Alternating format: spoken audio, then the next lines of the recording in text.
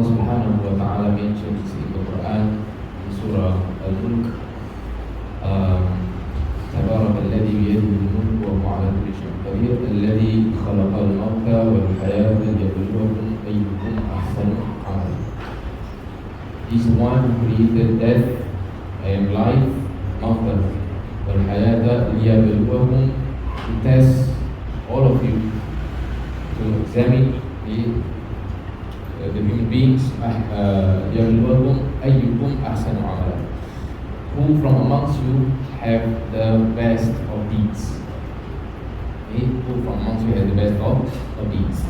Now in life, as human beings, generally or mostly, people want to be the best in whatever that they do, in whatever affairs that they are in whatever things that they do. And so the question is, right, in whatever that you do, you want to be the best. So what is the best? What is considered the best in whatever that you do? Is the best the one who reads the most? Or is the best the one who is able to speak well? Or many others? What is the best? Now if you look at the tafsir of this verse in Surah Al-Mulk, which Allah mentions Ahsan, Ayyukum Ahsanu Amala, the scholars mention what is Ahsan, what is the best, is Akhlasuhu wa Aswahu. From the deeds, the one that is most sincere and the one that is the most correct, or the most closest, or the one that is the most accurate with regards to the truth.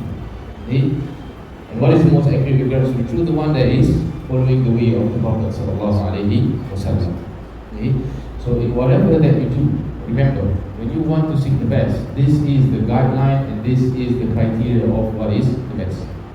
The best is not to be better than others around you, but the best is to have the most sincere action and the one that is the most correct in the eyes of Allah subhanahu wa ta'ala. Because you can be better with regards to the people around you, but in reality you are doing something that is not right. But people regard it as something that is the greatest thing. Now this is the first thing that I wanna mention. And this is very important because, like I mentioned earlier on, everybody seeks to be the best in whatever that they do, seeks to want the best in their life. And if you are not able to identify and are not able to be aware of what is the best, you will be misguided and you will do, and you will do what is not right, and you will waste your time. Now, when we have mentioned that the best is the one that is most sincere to Allah subhanahu wa ta'ala and the one that is most closest to the sunnah of the Prophet sallallahu alaihi wasallam. And therefore, your efforts must be poured into these two things. Or basically, you must put in all the efforts in these two things. You need to put in effort to ensure sincerity to Allah subhanahu wa ta'ala at all times. Because you may not know that at certain amounts of time, and especially if you introspect and you look back at your actions, the effect of your actions sometimes reflect that you may not have been truly sincere to Allah subhanahu wa ta'ala. Because if you would have been truly sincere to Allah subhanahu wa ta'ala, you would not have done certain things that you have done. For example, you got angry, for example, or you were patient. But Allah subhanahu wa ta'ala has commanded to patience in the Quran. So if you were truly sincere to Allah subhanahu wa ta'ala, wouldn't you have been patient? Wouldn't have you refrained your anger?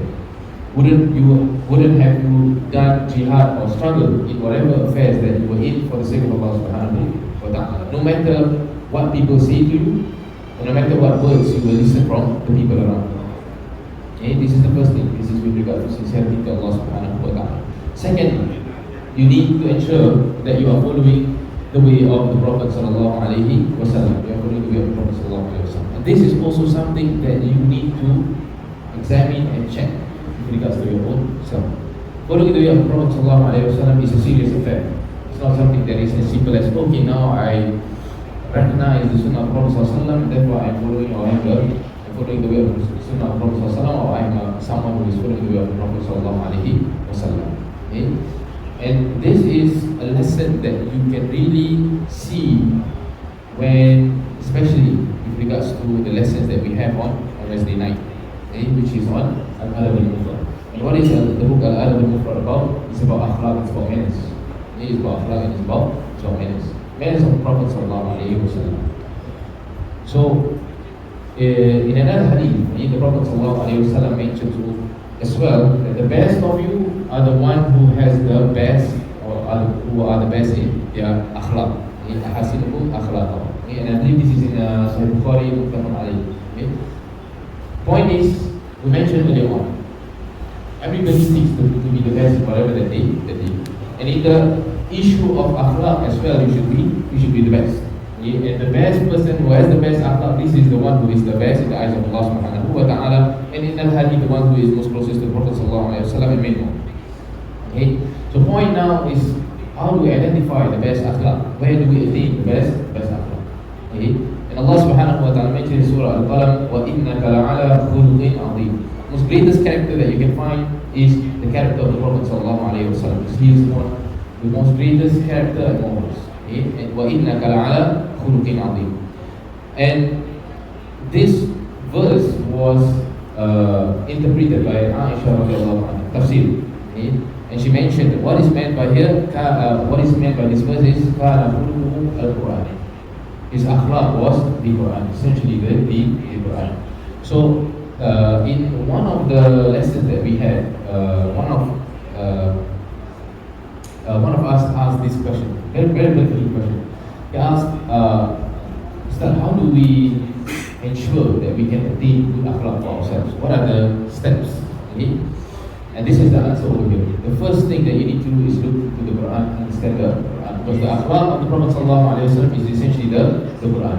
So whatever that you would find in the Quran, such as the saying of Allah subhanahu wa ta'ala, خُذِ الْعَفْوَ وَأْمُرْ بِالْعُرْفِ وَأَعْرِضْ عَنِ الْجَاهِلِينَ. Take what is easy and command to what is known to be good, and turn away from the jahili, from the ignorant. This would be something from the character of the Prophet ﷺ. He would be someone who would take what is easy. He would not force things upon the people around him.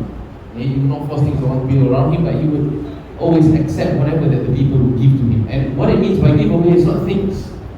It's basically whatever that they offer in terms of their words. It can be words, it can be gifts, it can be help, whatever that it may be, he would accept it. And he would not expect something that is greater. For example, this is an example from this verse. Another verse Allah subhanahu wa ta'ala mentions in the Quran, فَبِمَا رَحْمَةٍ مِّنَ اللَّهِ لِنْتَهَمْ. If it were not for the mercy of Allah subhanahu wa ta'ala, rahmati from Allah subhanahu wa ta'ala, you wouldn't have been soft, or you would essentially you would have been harsh towards the people around you.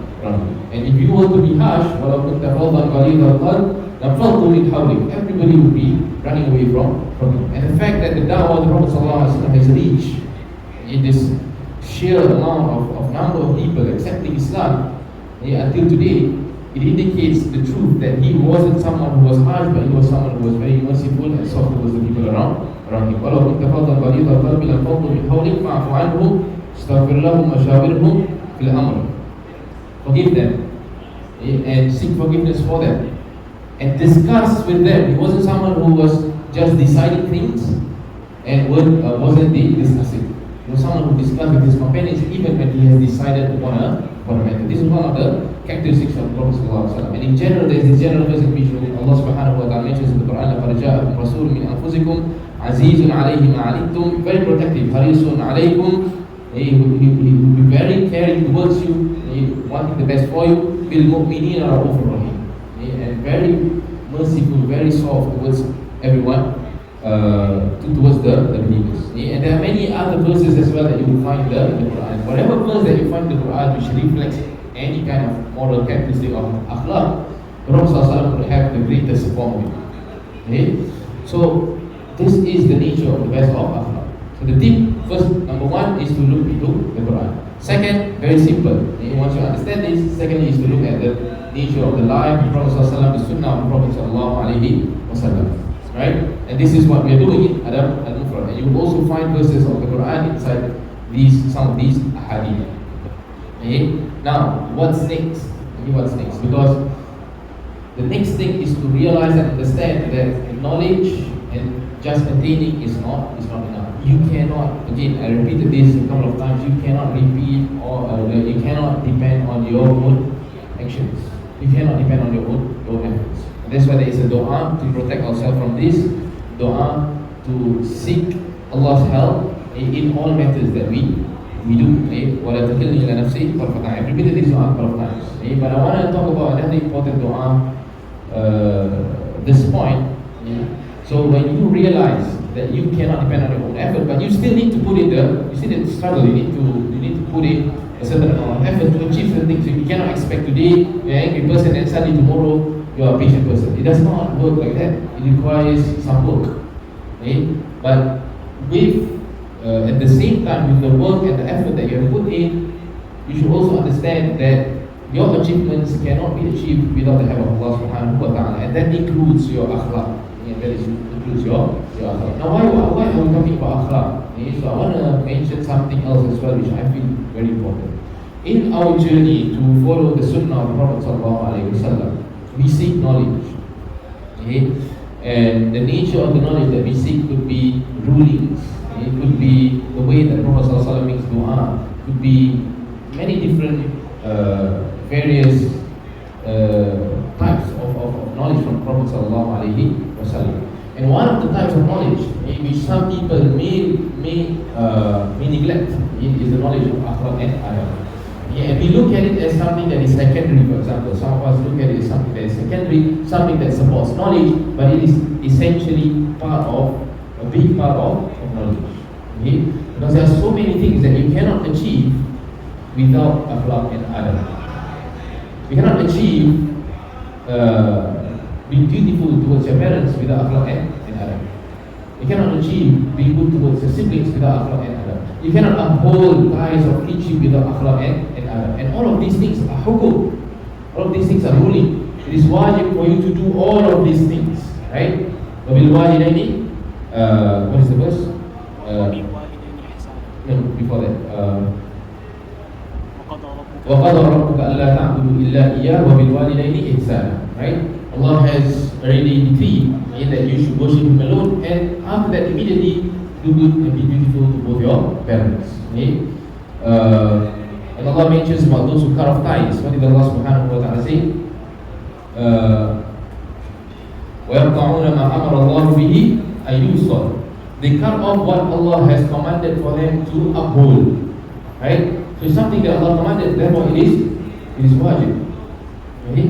So it is not just a matter of akhlaq and you being a good person, but it's a matter of upholding things which are wajib, which are obligatory, which are commanded by Allah subhanahu wa ta'ala, establishing and fulfilling all these things which have been commanded by Allah subhanahu wa ta'ala. And you cannot fulfill and you cannot achieve that unless you achieve a good akhlaq. So we mentioned about the things earlier on. First of all, you need to look into the Quran, you need to look into the Sunnah, essentially knowledge. Now, what is the second part? The second part is to act upon it, right? And we mentioned that when you act upon it, you also cannot depend on your own efforts. And that is why there are du'as being taught by the Prophet ﷺ to achieve good akhlaq for yourself. Such as, for example, Allahumma inni as'aluka, Allahumma kama hassanta khalqi fahassin khuluqi. As how you have perfected my creation, perfect and make right, make good my akhlaq. It's another dua. Allahumma hdini ila ahsani akhlaq, la yahdi ila ahsaniha illa ant. Oh Allah, guide me to the best of akhlaq. There's none who can guide me to the best of it except for you. Wasrif anni min sayyi'ah, and keep me away from the evil or the worst akhlaq. And there's no one who can keep me away or turn me away from these sorts of akhlaq except for you. And there are many other du'as such as Allahumma ati nufusana taqwaha. Oh Allah, grant our hearts your taqwa. And many others as well. Allahumma asbil saqimata sadri. Remove the ill things from my chest. And many others as well. So du'a, attaining knowledge is only the first part of it. You have to fulfill it, you have to act upon it, and then you also have to make dua to Allah subhanahu wa ta'ala to let you attain all these sorts of akhlaq. And this is essentially the tips. In everything that you do, it's not only just akhlaq, in everything that you do. you need these three things. That's all. You need knowledge, you need action, and you need the help of Allah subhanahu wa ta'ala. Because without the help of Allah, you cannot achieve it. You can achieve it, but maybe you're gonna turn or you're gonna change to something else. It's gonna change to something else without the help of Allah subhanahu wa ta'ala. Okay? So these are the essential things. And I wanted to mention all of these because I didn't just want to continue with regards to where we stopped, with regards to Al-Adab Al-Mufrad, but I want us to understand what we are learning over here and what we are learning from the book Al-Adab Al-Mufrad. Okay, Alhamdulillah. So again, let me just summarize again, or let me just repeat. The best of all things is not the one who can speak the best, it's not the one who reads the most books, it's not the one who can read the Quran well, it's not all of these things.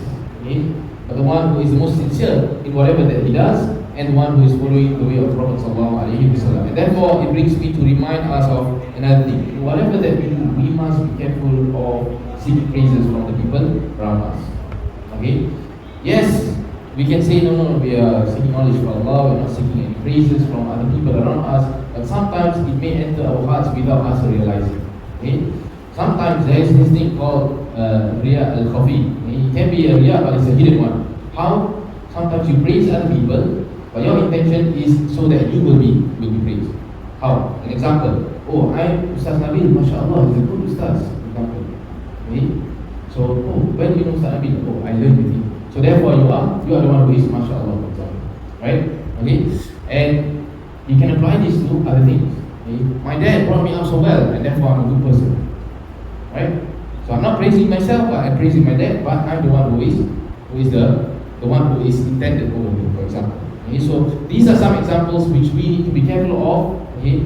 And it's very easy to remember that whatever that you seek, you must be humble to Allah subhanahu wa ta'ala. Okay? And you must understand that you must always correct or ensure your sincerity to Allah subhanahu wa ta'ala. So for example, me teaching over here, I must remind myself that I'm teaching for the sake of Allah subhanahu wa ta'ala. It doesn't matter who praises me, who doesn't like me, who dislikes me for what I say, who likes me for what I say, who likes me whether I come or I do not.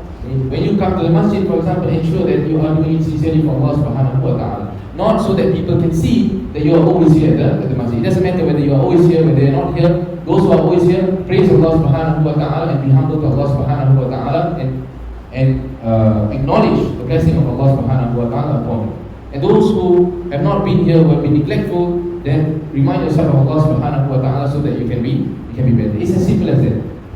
Nobody knows who is better than the other except when you reach the day of judgment. So don't be deluded by praises and positions and fulan or who's all of these things must be avoided. Now once you have established that, then only then you can ensure following the way of Prophet sallallahu alaihi wasallam truly, because you require both of these things. Okay, so let's continue. We stopped at hadith number 138, I believe. Okay.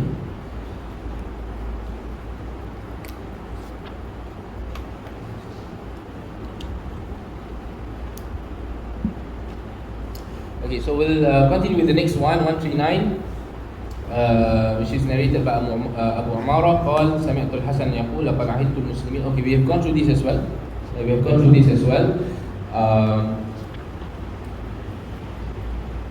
Okay, next one. Okay, and Asma bin Ubayd. Sorry, let me check.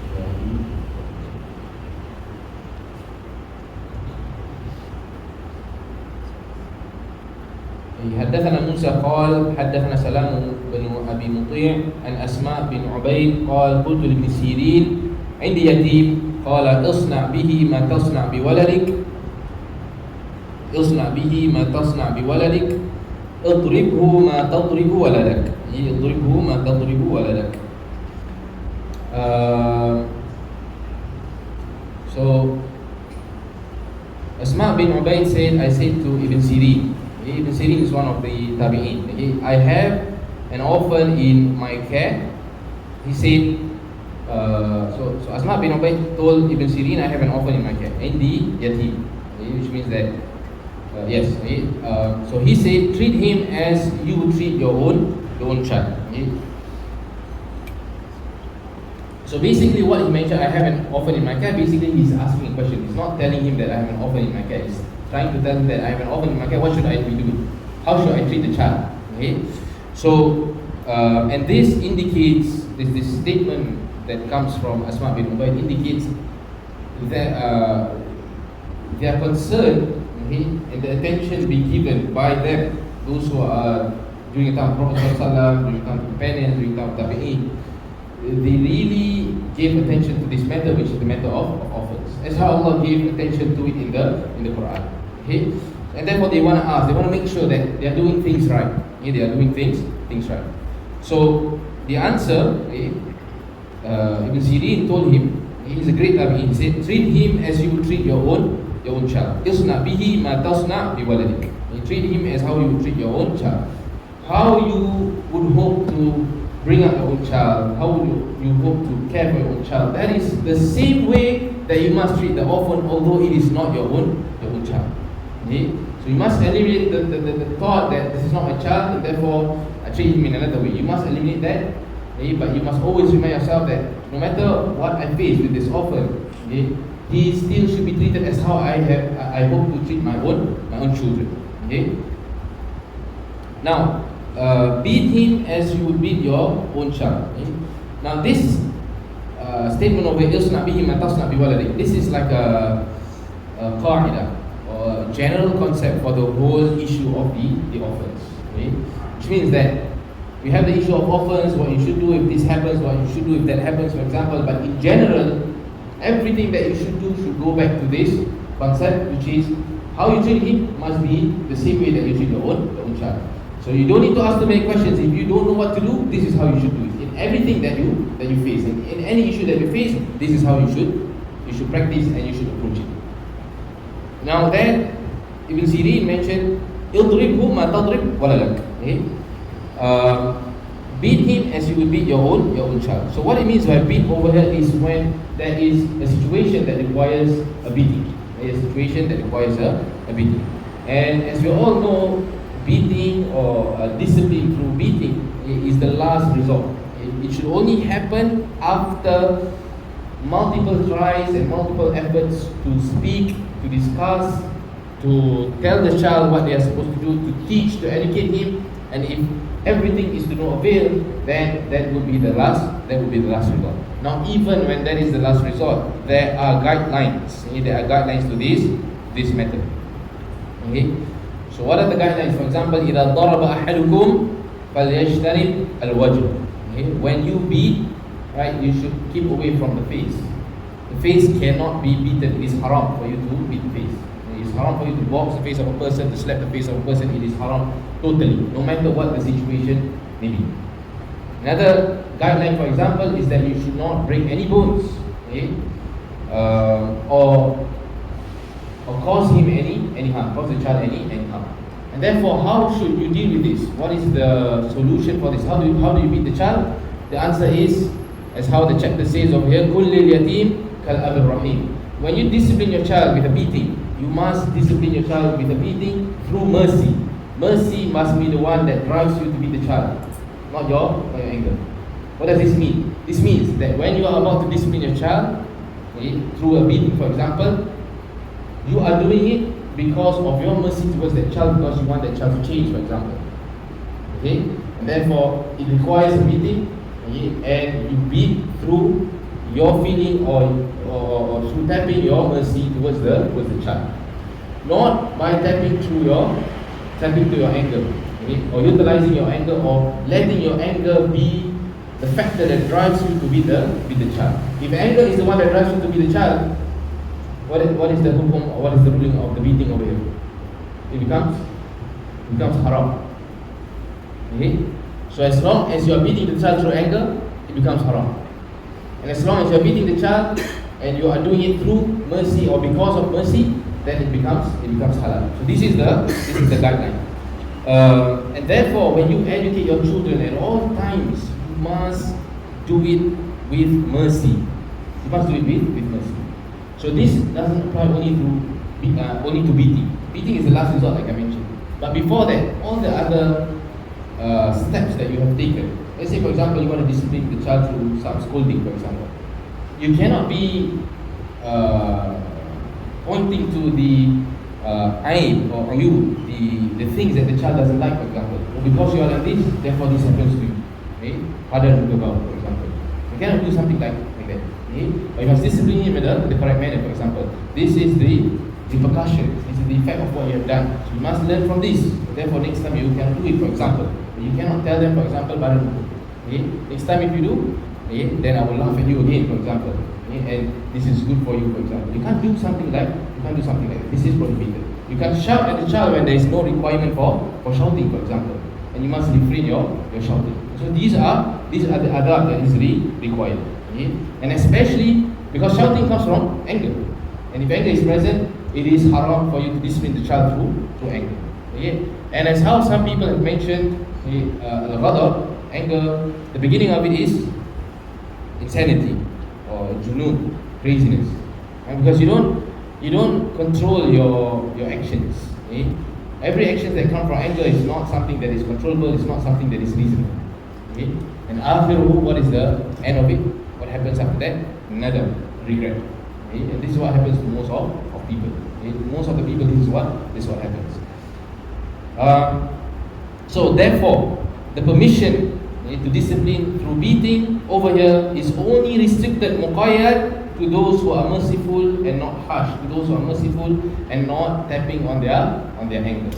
Okay? So it's not a simple matter whereby you can just choose to be angry, okay, just to say whatever that you want, hurtful words. You cannot do all of these things. You cannot follow your emotions. You must realize and remind yourself and remember that this is a responsibility upon you in front of Allah subhanahu wa ta'ala. As how being dutiful to parents is a responsibility, being responsible to your children is also a responsibility. You cannot do and you cannot take decisions according to whatever that you feel like taking.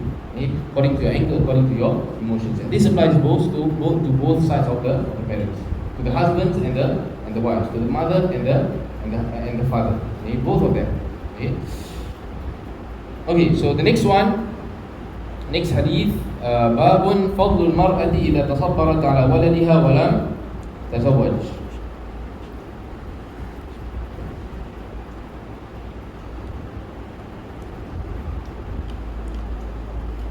Before we move on to the next one, I'd like to remind that Allah subhanahu wa ta'ala mentioned in the Quran, okay, because this is the last part of orphans, in the chapter of orphans, and we're going to move on to some other chapters. Okay, so before we finish the chapters, Allah mentions in the Quran, Alam yajidaka yatiman fa'awa.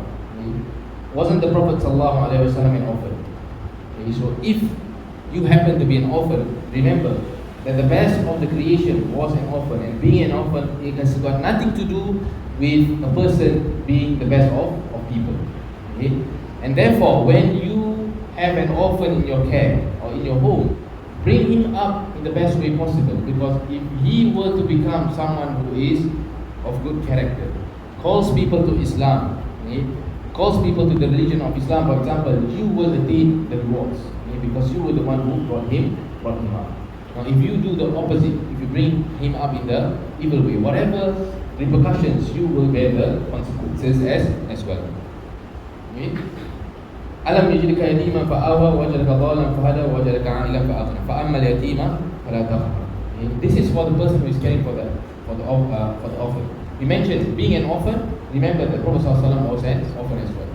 But how about you, the one who is not an orphan but is taking care of an orphan or is facing orphans around you?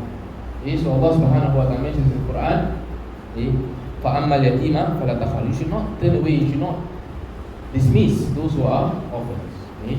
But you should give your attention to them, care for them, okay, and do what is best for them, if you can. Now if you can't, what is the best way? The best way is to refrain from hurting them. That is the best thing that you can. And this applies to all things. Sometimes we as human beings, we are weak. Okay? Some of us are good in certain matters, okay, and weak in others, for example. Some of us are good in upholding ties of kinship, but in our ibadah, maybe lacking. Some of us may be dutiful to our parents, but when it comes to siblings, we fail. Some of us, we fail with our parents. Many. Some of us to our wives, for example. Some of us to our husbands. And it doesn't matter. What matters is that if you cannot do what is best for the other party, or the people around you, the least that you can do is to refrain from hurting them. Yeah, and let that be a concept of qaida in your mind. Okay? Do not hasten to always just be, for example, what we say in our language, too enthusiastic in certain matter. Oh, I want to be the best in this matter, for example, and I'm too enthusiastic, and I try to do all the best thing. Now, what happens if the person changes, right? And then suddenly becomes the opposite of what you expect? Are you going to still give him gifts, for example? Are you going to still treat him the best way possible? Sometimes it may not be easy for you to continue doing that. So when that time comes, for example, the best thing to do is to refrain from hurting them. Okay? So that is better than you doing all sorts of things for that person, but when it comes for the time for you to refrain from hurting them, you hurt them the most. Okay? So these are some of the concepts, some of the qaida, some of the main foundational things that you have to remember because it applies to many chapters and many issues. Okay, so the next hadith in the next chapter, Babun fadlul mar'ati idha tasabbarat ala waladiha wa lam tazawwaj. عن حدثنا أبو عاصم عن نهاز بن قهم عن شداد بن أبي عمار عن عوف بن مالك عن النبي صلى الله عليه وسلم قال أنا وامرأة سفعاء الخدين امرأة أئمت من زوجها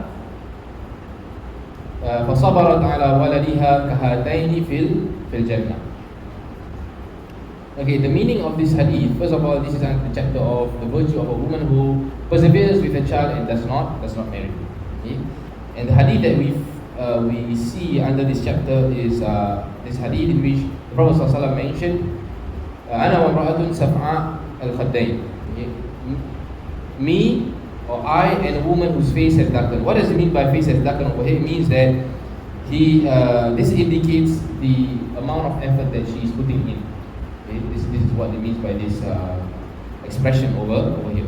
Okay? It means that she's trying so hard to get risk, to get provision, to establish herself financially so that she can take care of her children. This is what it means by face has darkened. She's working very hard. Okay? So me and a woman who's like this, a woman who is widowed and is patient with a child. So she's working so hard because she's widowed, okay, and she's supporting her own self, and is patient with a child. A'imat min zawjiha fa sabarat ala waladiha. Will be as close like these two fingers in the garden. This is similar to a hadith which the Prophet ﷺ mentioned. Ana wa kafilul yatim kahadain fil jannah. Me and the one who supports an orphan is like these two fingers, very close in paradise. Okay, so this is similar to that. However, this hadith is first of all, a'imat. It means widow. It means that her husband is she has no husband. Okay, and in the chapter he says she does not marry. Okay? It means that she's not looking for a husband. So this does not mean that when she is in this situation, it's best for her not to marry and for her to support the child. What it means over here is that if she does this, if she does not get married because she wishes to support the child, and this is the option, this is the path that she takes, for example, because she knows that if she gets married, she's not able to support her child the same way that she does not get married, then this is what is meant by this hadith. It's not someone who just feels like not getting married and then doesn't get married, for example. This is not what it means over here. It's not general, it's specific. It's specific to the one who does not get married due to the reason of supporting her children. Due to the reason of supporting her children. And she wishes so much to support her children in this manner. And she's so busy to the point that she cannot have time to get married. This is what it means over here. Okay? And of course, in general, whether she gets married or whether she does not get married, as long as she is in this manner, she's supporting the child in this manner as an orphan, because the child is an orphan, right? Therefore, she will be rewarded greatly, and she will get this reward that is mentioned over here. However, this hadith is a weak hadith due to a number of reasons, but it still goes back to the hadith, the previous hadith that I mentioned, Ana wa kafilul yatim kahatayn. So essentially, she's taking care of orphans, and those who take care of orphans are very close to the Prophet ﷺ in paradise. And we have explained this. Now, last one, Babun Adabul Yatim. Babun Adabul Yatim. Chapter the adab, or the manner of or the upbringing of the orphan. حدثنا مسلم قال حدثنا شعبة عن شميسة العتكية قالت ذكر أدب اليتيم عند عائشة رضي الله عنها فقالت إني لأضرب اليتيم حتى ينبسط. إني لأضرب اليتيم حتى ينبسط. Now this hadith narrated by Shumaisa al-Ataqiyah, she mentioned that the adab about orphans was brought up, this matter was brought up to Aisha radiallahu anha. Again, this indicates how important this matter was to them. And this is why they discussed this, they talk about this. The matter was brought to Aisha radiallahu anha, being spoken to about it in front of Aisha radiallahu anha. فقالت, and therefore she said, I will beat an orphan until he submits completely. Now, this is not what it means.